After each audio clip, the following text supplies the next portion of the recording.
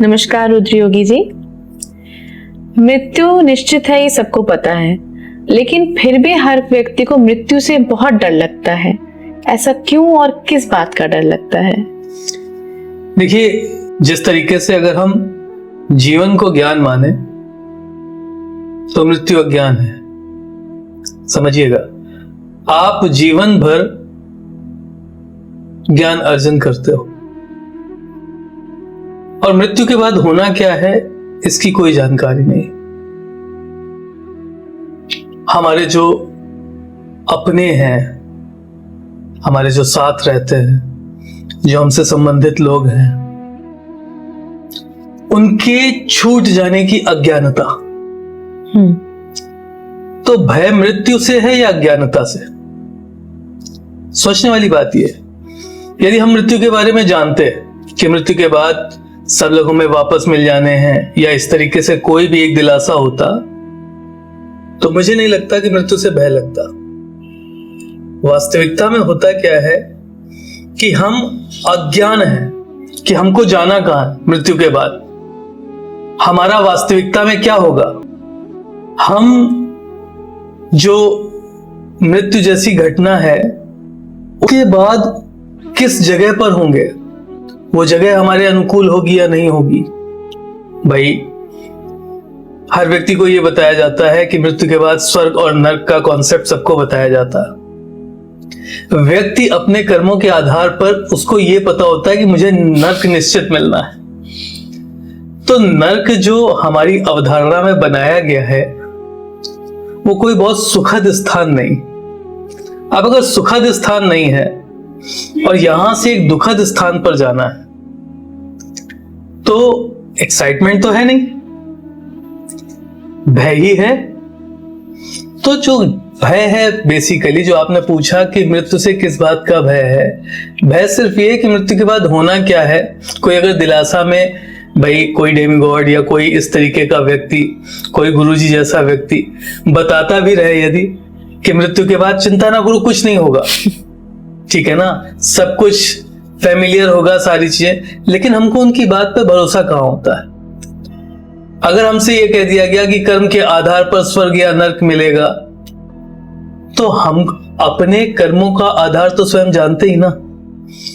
हमें ये पता होता है कि किसी को मिल जाए स्वर्ग, हमें शायद ही मिले, और यदि मिलेगा भी तो उतना उत्कृष्ट धाम नहीं मिलेगा। तो ये जो भय है, अनिश्चितताएं हैं, अज्ञान है, ये मिलकर के भय का एक बहुत बड़ा विस्तृत और बृहद स्वरूप तैयार कर देते हैं। अभी आपको पता हो, जैसे आपको कहा जाए कि आपको यहां से किसी ऐसी जगह भेजा जा रहा है जहां पर आपके सारे सगे संबंधी भी होंगे, सब चीजें, तो आपको किस बात का भय? अगर आपसे ये कह दिया जाए कि नर्क भी जो है उसमें बहुत ज्यादा आपके सगे संबंधी भी हैं वहां पर और वहां किसी तरीके का भय नहीं, तो शायद हमको इस बात का भय कम लगेगा। परंतु हमें ये लगता है ना कि भाई, जैसे हम अपने पूर्वजों की बात करें, जिनकी कार्य प्रणाली हमारी आंखों के सामने से नहीं गुजरी, तो हम ये सोचते हैं कि वो तो स्वर्ग में ही होंगे।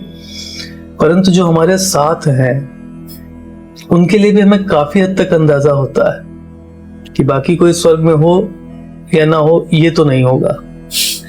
या तो मुख्यतः हम डरते हैं अज्ञानता से कि बाद में होना क्या है। मृत्यु के कुछ क्षण पहले तक कहते हैं भगवान के दर्शन होते हैं। वो जो अंतिम कुछ क्षण होते हैं, व्यक्ति को पता चल जाता है कि अब वो समाप्ति की ओर है। क्या महसूस होता है, वो रहस्य क्या है? देखिए, जहां तक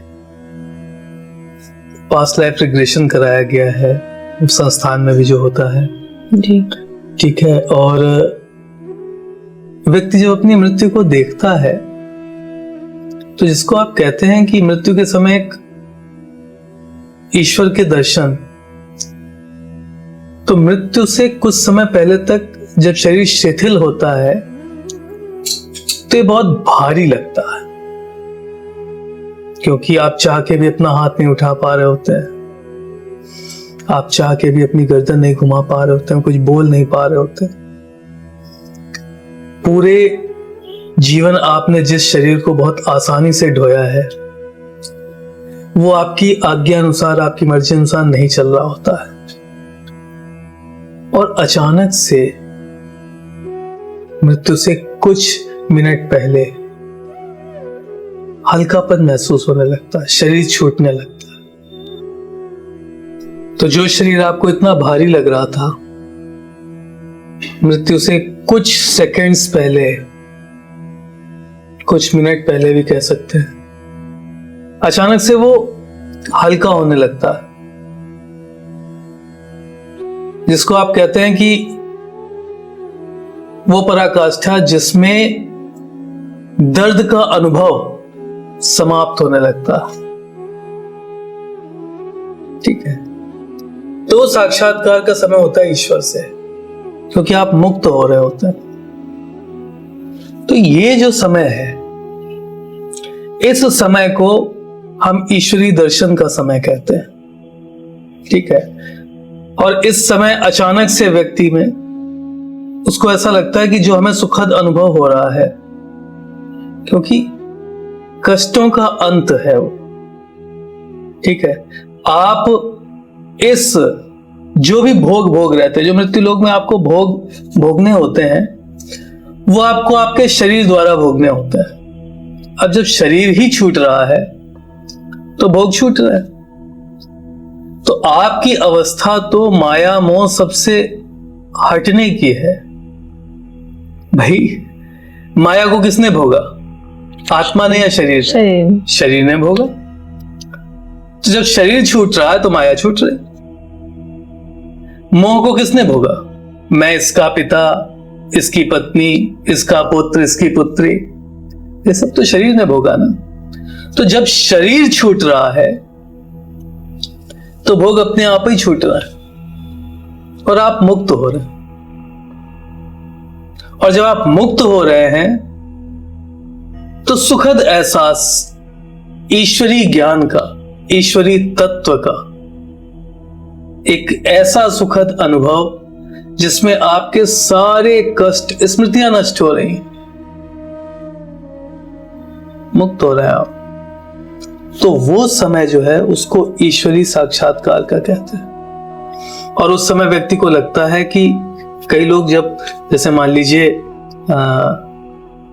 कुछ लोग ऐसे होते हैं जिनको ईश्वरीय साक्षात्कार बहुत पहले से होना शुरू हो जाता है। जैसे कुछ लोग हमारे पूर्वजों में इस तरीके से आपने सुना होगा कि मृत्यु से पहले बताने लगे, सबको बुला लिया उन्होंने कि आ जाओ, हम ज्यादा दिन नहीं रहेंगे, सबसे मिल लिए बाकायदा।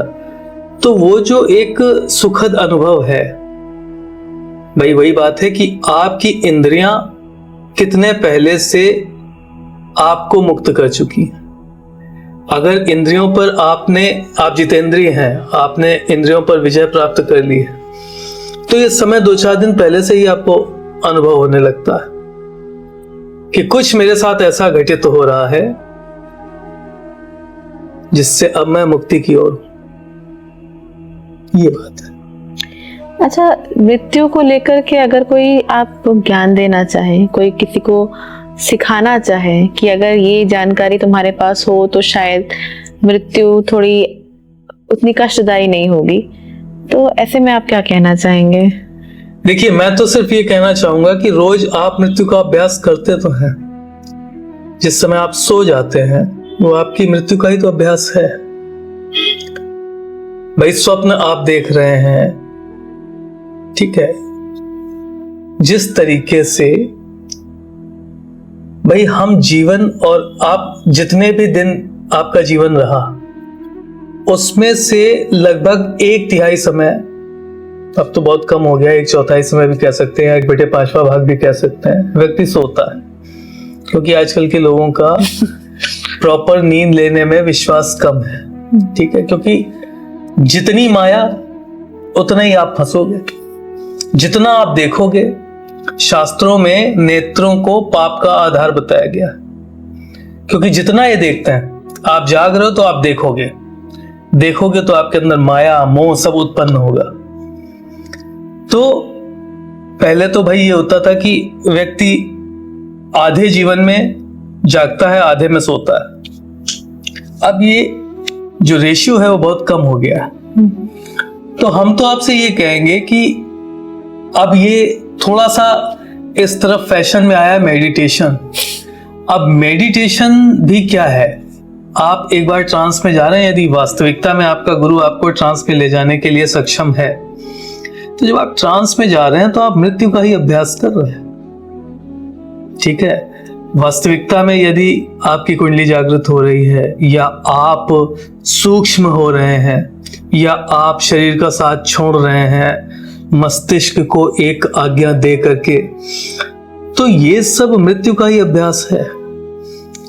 तो मैं तो सिर्फ इतनी बात कहता हूं कि मृत्यु होगी तो ऐसा लगेगा कि सो गए। ठीक है, क्योंकि अनुभव तो शरीर से ही होना है ना, ऐसा लगेगा कि सो गए। अब उसके बाद सुप्तावस्था में स्वप्न पर आपका कोई वश नहीं है। तो उसी तरीके से जब आपका मृत्यु का समय चालू होगा तो उस समय कार्मिक जो आपको एक्सप्लेनेशंस देने हैं, जो आपको बताना है जाकर के, उस पर आपका वश नहीं है। आप किससे कहोगे जाकर के, कौन आपकी सुनेगा, कोई सुनेगा या नहीं सुनेगा, इस सब पर कोई वश नहीं है। ठीक है, तो वो जो समय है मृत्यु का, जितने समय का आपका जीवन है उतने समय की आपको मृत्यु भी देखनी है, ये निश्चित समझ लीजिए। यदि आप 50 वर्ष की आयु जिए, एक मैं जनरल बात बता रहा हूं, तो 50 वर्ष की आपको मृत्यु भी देखती है। यदि आप 100 वर्ष जिए तो 100 वर्ष की मृत्यु भी देखनी है। कैसे? लगभग एक पीढ़ी बीत जाती है आपकी मृत्यु देखते देखते। क्योंकि देखिए ऐसा होता है, ये जो क्रम है ये आपके जीवन और मृत्यु में बराबर चलता है। जिस तरीके से आप जितनी देर जागते हैं उतनी देर आपको सोने का अवसर मिलता है। यदि 12 घंटे का दिन है तो 12 घंटे की रात्रि भी। पूरी प्रकृति उसी अनुभव को आपको कराने में लगी हुई है, लेकिन हम प्रकृति का यह संदेश समझते नहीं है। भाई 12 घंटे अगर आप जाग रहे हैं, प्रकाश है, सूर्य है, और 12 घंटे की रात्रि मिल रही है, तो आप सोचिए ना, आप सोचिए ये पूरी प्रकृति आपको क्या संदेश दे रही है कि जितने दिन आपका जीवन चला उतने दिन की आपकी मृत्यु भी है। आप यहीं से, सब जगह एक ही लॉ चल रहा, सब जगह एक ही रूल चल रहा है। जिस प्रकार से गर्मियां आई तो दिन बढ़ गया, रात छोटी हो गई। यानी कि यदि आपने ऐसे कर्म किए कि उससे बहुत सारी ऊष्मा, बहुत सारी हीट निकल रही है, तो फिर आप समझ लीजिए कि आपकी मृत्यु का काल कम है।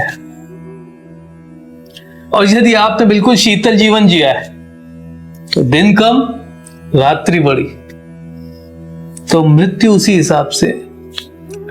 आप देखिए सर्दियों में आपको अच्छी नींद आती है, तो शीतल कर्म यदि करेंगे, सामंजस्य बना करके रखेंगे, तो मृत्यु का समय भी बहुत आसानी से और बहुत सुखद कटता है। ये बहुत अलौकिक ज्ञान है, ठीक है ना। जो देखिए मैं आपको बताऊं, मैं क्या मृत्यु के बारे में बताऊंगा, संपूर्ण सृष्टि आपको मृत्यु के बारे में बता रही है। वो आपको हमेशा, भाई जिस दिन आपने बहुत ज्यादा काम किया, चाहे शारीरिक कार्य हो चाहे मानसिक हो, उस रात आपको नींद भी बहुत अच्छी आई। तो यदि जीवन कर्म वाला होगा तो मृत्यु सुखद है। अब यदि आप दिन में काम नहीं कर रहे हैं, ना शारीरिक ना मानसिक किसी प्रकार से, बस केवल पड़े हुए हैं, तो रात में लेटेंगे तो लेकिन नींद आएगी नहीं। तो मृत्यु आ तो जाएगी लेकिन आएगी नहीं। आप समझिए ये समय कैसा होगा कि भाई आपको ऐसा लगेगा कि इससे अच्छा तो मर जाना था, लेकिन मृत्यु आएगी नहीं। क्योंकि कर्म से ऊर्जा उत्पन्न ही नहीं हुई। मृत्यु का आवाहन क्यों कर रहे हैं, कैसे करेंगे? और मृत्यु आपकी आज्ञा पे थोड़ी ना चलती है। जो कार्मिक पथ पर आगे चलते हैं, भगवान कृष्ण ने श्रीमद् भगवद गीता में आधार बनाया है कर्म को। और उन्होंने कहा है कि यदि ये कर्म करोगे, ऐसा कर्म करोगे तो मोक्ष प्राप्त होगा। मोक्ष का अर्थ क्या है? मोक्ष के लिए एक सुखद मृत्यु जरूरी है। और आप सोचिए, जिस प्रकार से मरने के बाद, मतलब वैसे सोचिए, अगर सोने के बाद यदि नींद बहुत अच्छी है तो सवेरे एक बहुत फ्रेश स्टार्ट होता है। उसी तरीके से यदि आपने मृत्यु का समय बहुत सुखद बिताया है तो जो आपका अगला जीवन होगा वो बहुत सुखद होगा। अन्यथा यदि रात्रि में सोते समय आपको अच्छी नींद नहीं आई तो सुबह उठते हैं, कहीं सर दर्द होता है, कहीं उलझन होती है, काम में मन नहीं लगता। उसी प्रकार से जब नए जीवन में जाएंगे तो उलझन रहेगी, काम में मन नहीं लगेगा, कार्मिक पथ वहां पर भी भ्रष्ट होगा। यही कारण है कि एक अच्छा गुरु और एक अच्छी संगति एक सुखद जीवन के लिए बहुत अच्छी होती है। और हर कर्म, हर प्रकार का व्यवहार एक निश्चित समय के लिए अच्छा होता है। मनुष्य क्या करता है? मनुष्य ये करता है कि वो पूरा जीवन आनंद में बिताना चाहता है, संपूर्ण जीवन। उसको ऐसा लगता है कि वो कितना ज्यादा आनंद में रह ले। तो ये किसके भाग्य में? फिर भोगेगा कौन? मृत्यु लोक में आए किस लिए हो? भोग तो सारे भोगने ही है ना। तो मृत्यु लोक में यदि आए हो और भोगने आए हो तो आनंद मिलेगा, लेकिन सर्वथा अब आपकी चेष्टा ये है कि आप सर्वथा आनंद ही लेते रहे।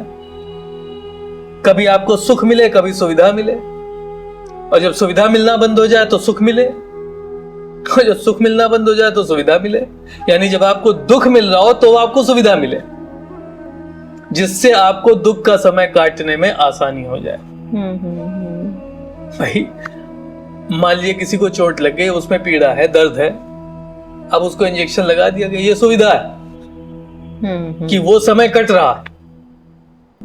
तो व्यक्ति क्या करता है? ऐसे सुख में रहना चाहता है और दुख में सुविधा ढूंढता है। तो आप तो अपने पूरे जीवन को अपने हिसाब से चलाने का प्रयास कर रहे हैं ना, जो कि संभव नहीं है। कहीं ना कहीं सारे गूढ़ रहस्यों का हम पे अभ्यास कराती रहती है। जरूरत है तो कहीं ना कहीं सही प्रश्न ढूंढने की आवश्यकता है। बिल्कुल सही बात है। प्रकृति आपको नित्य प्रायः अभ्यास करा रही है, नित्य प्रायः। जब आप पैदा होते हैं तब आपके दांत नहीं होते,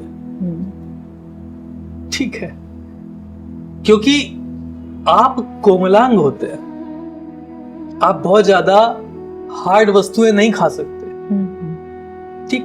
फिर धीरे धीरे धीरे जैसे प्रकृति के बारे में ज्ञान आने लगता है, वैसे वैसे हमारे दांत निकलने लगते हैं और मजबूत। और जिस समय आप मृत्यु को प्राप्त हो रहे होते हैं उससे भी पहले आपके दांत गिर जाते हैं, क्योंकि वो भी समय होता है जब आप बहुत ज्यादा कठोर भोजन नहीं कर सकते। तो प्रकृति जो है आपको हर सेकंड, हर क्षण कुछ ना कुछ सिखा रही। हम नहीं समझना चाहते। हमारे दांत टूटे, हमने बत्तीसी लगवा ली। क्यों?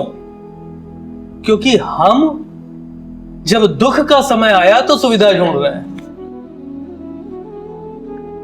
कष्ट अगर आयु के अनुरूप आचरण करेंगे तो वैसे ही कष्ट कम मिलेंगे। भाई यदि आपको इस तरीके का कष्ट है, प्रकृति आपको किसी तरीके से ये बताने का प्रयास कर रही है कि अब तुम इस लायक नहीं रह गए हो, तो स्वीकार करिए ना। क्यों ये सिद्ध करना है? प्रकृति के साथ संलयन क्यों नहीं है? क्यों सिद्ध करना है हर बात को कि नहीं हम तो ऐसा करेंगे? और इसी कारण से देखिए, प्रकृति बहुत, जिस समय आप बहुत ज्यादा अपने गुरूर अभिमान में होते हैं, तो गुरूर अभिमान का मतलब क्या होता है? जो व्यक्ति अभिमान में है, दंभ में है, वो सामने वाले की बात नहीं सुनेगा। ठीक है, जब हम भौतिकता से बने हुए इस शरीर को बहुत आराम से चला रहे होते हैं, तो ये शरीर जो हमें प्रकृति की बात सुनने के लिए दिया गया है, उसमें इतना दंभ भर लेते हैं कि वो इस शरीर द्वारा प्रकृति की आवाज नहीं सुनता है।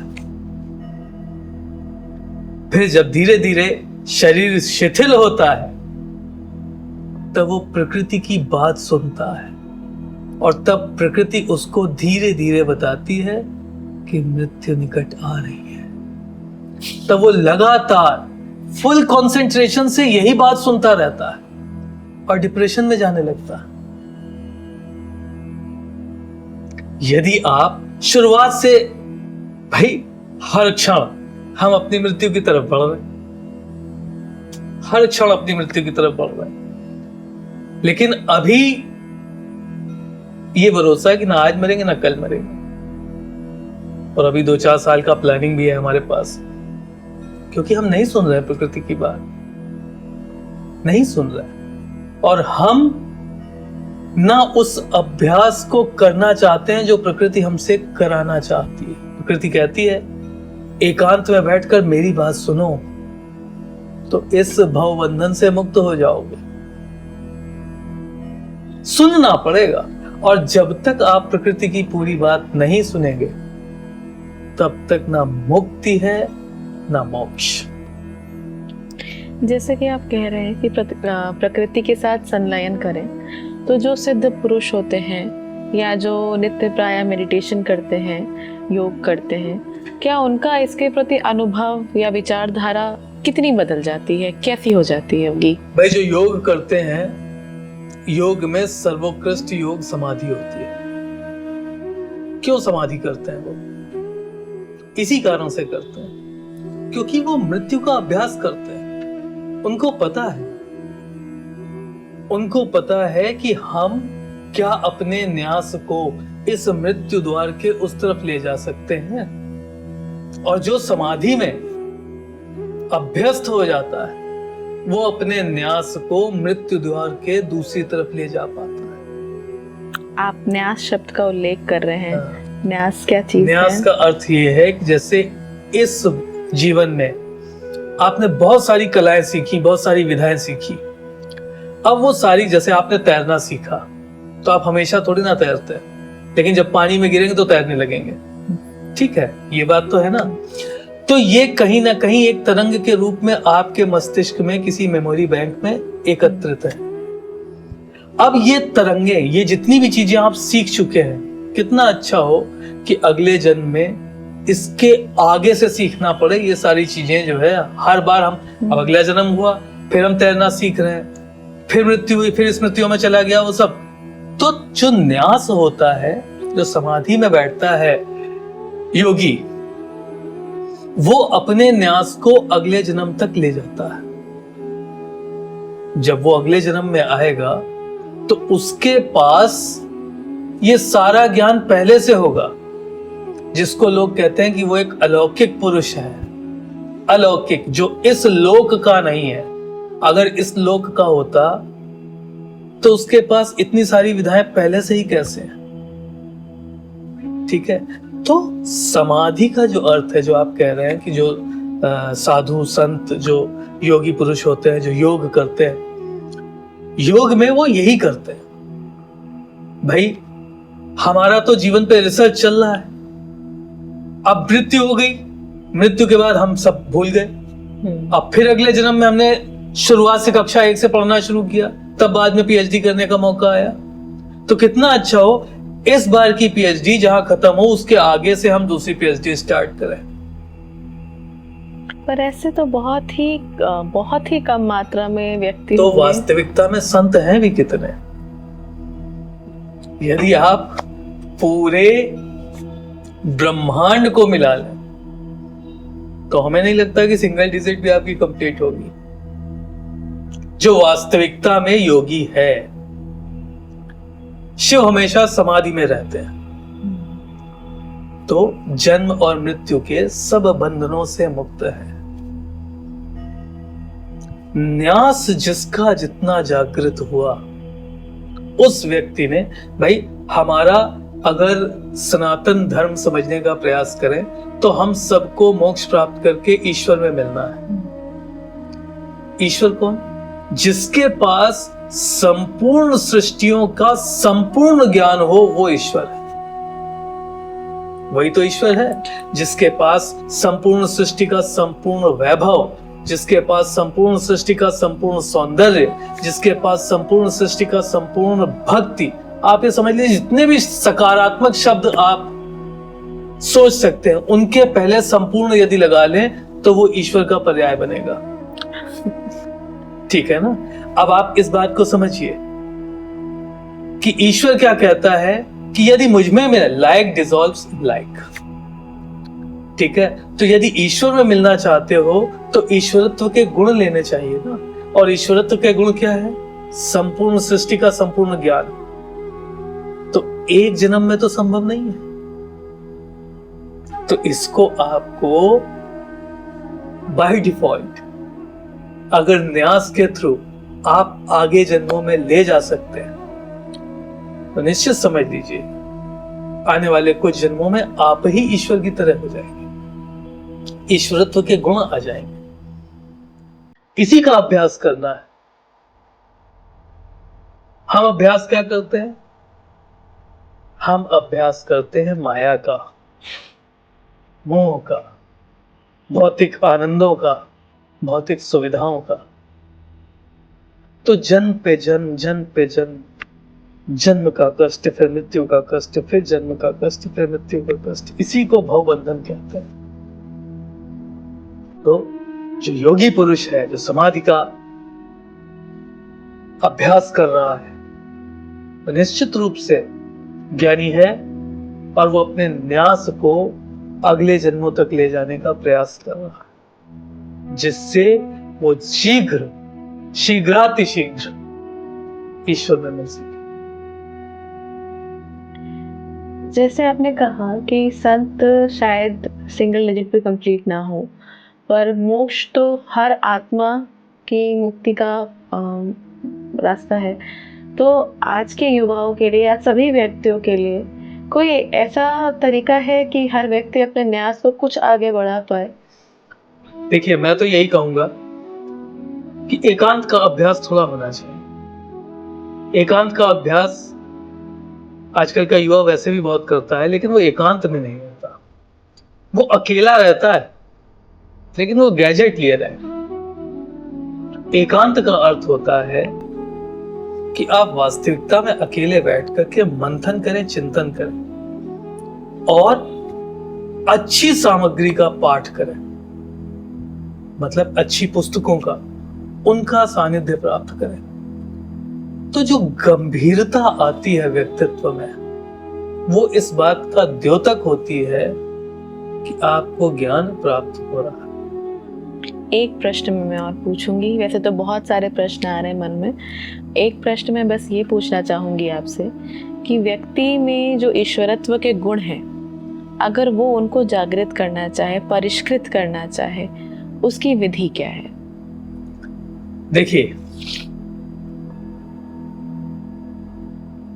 देखिए, ईश्वरी गुण को परिष्कृत करना यदि आप चाहते हैं तो उसकी विधि सिर्फ एक है। ठीक है? त्याग। किस चीज का? ठीक है, त्याग का अर्थ ये कि जब कभी भी कर्म करिए, फल का अवसर प्राप्त हो तो अवसर त्याग दीजिए। ईश्वर कभी अपने कर्मों का फल स्वयं नहीं भोगता। वो उत्पन्न की हुई संपूर्ण ऊर्जा सृष्टि के संपूर्ण प्राणियों में वितरित कर देता है, डिस्ट्रीब्यूट कर देता है। तो त्याग का अभ्यास कीजिए। जब त्याग का अभ्यास होने लगेगा तो ईश्वरत्व के गुण स्वयं आने लगेंगे। आपकी बात में एक थोड़ा सा कंफ्यूजन, विरोधाभास आ रहा है कि अगर हम कोई कर्म कर रहे हैं, मान लीजिए जैसे अर्जुन की ही बात करें, उन्होंने युद्ध उनका कर्म था जिसके लिए उनको गीता का ज्ञान दिया गया उस समय, ताकि वे धर्म के लिए लड़े और अपना राज्यपाठ प्राप्त करें। तो उन्होंने युद्ध जीता और फिर उन्होंने राज्य भी किया। फिर बाद में जब उनकी उम्र हुई वानप्रस्थ का, तब उन्होंने प्रस्थान किया जंगल की ओर, लेकिन उन्होंने अपने कर्म का फल तो भोगा। तो हम किसी फल के प्रति कर्म कर रहे हैं, फल जैसे प्राप्त होने जा रहा है, कोई उद्देश्य, उसको हम त्याग देंगे तो फिर हम तो कभी कुछ अचीव ही नहीं कर पाएंगे। देखिए, समझे नहीं, अर्जुन ने युद्ध किया राज्य के लिए नहीं, अर्जुन ने युद्ध किया धर्म की स्थापना के लिए। अब यदि धर्म स्थापित हो गया तो धर्म सुचारू रूप से चले, इसकी जिम्मेदारी किसकी है? प्रत्येक व्यक्ति की। इसकी जिम्मेदारी भी उसी व्यक्ति की सबसे ज्यादा है जिसने धर्म को स्थापित किया है। भाई, आप अपने घर के सामने कोई छोटा सा वृक्ष लगाए, पेड़ लगाए, तो कोई जानवर उसे खा ना जाए, आप उसको स्थापित होने तक, फिर जब वो प्रॉपर हो जाता है तो फिर आप उसको प्रकृति के भरोसे छोड़ देते हैं कि अब ये अपने आप को सरवाइव कर जाएगा। जब हमारे बच्चे होते हैं तो जब उनकी आयु बहुत कम होती है तो वो हर बात के लिए हम पे निर्भर होते हैं। फिर धीरे धीरे धीरे धीरे जब वो बड़े हो जाते हैं तो हम उनकी निर्भरता जब देख लेते हैं कि हम पर नहीं रह गई, तो हम अपने दूसरे कर्मों में लग जाते हैं। उसी प्रकार से धर्म की स्थापना के बाद धर्म सुचारू चले, इसकी जिम्मेदारी भी जो लोगों ने धर्म स्थापित किया होता है उनकी हो जाती है। ठीक है, तो आप जो फल है उसको नहीं भोग रहे हैं, जिम्मेदारी उठा रहे हैं। अर्जुन को जब राज्य प्राप्त हुआ तो राज्य भोग नहीं रहा है, वो जिम्मेदारी उठा रहा है। इस भावना वो नहीं होनी, भावना वो नहीं है। ठीक है ना भाई, हम तो इस तरीके से लेकर के चल रहे हैं कि हाँ भाई, ये कर्म का फल हमें प्राप्त हुआ है, तो ये जो फल प्राप्त हुआ ये भी एक जिम्मेदारी है। वहां पर प्रयास रुकने नहीं चाहिए। ऐसा नहीं कि कर्म का फल प्राप्त हो गया, प्रयास रुक गया, उसके बाद हम इस फल का उपभोग करेंगे, उसके बाद आगे देखा जाएगा ना। जब फल प्राप्त होता है तो वो एक नई जिम्मेदारी के साथ आता है, फिर आपको उसको करना होता है। इस बात के लिए भगवान ने यही कहा कि फल को फल समझ करके ना कर्म करो, कर्म के फल की चिंता मत करो कि ये जब मिलेगा तो हम उसका क्या करेंगे ना। जब वो मिलेगा तब तुमको मैं एक और जिम्मेदारी बताऊंगा कि अब तुम्हें ऐसा करना है। इस तरीके से यदि जीवन यापन करोगे, निश्चित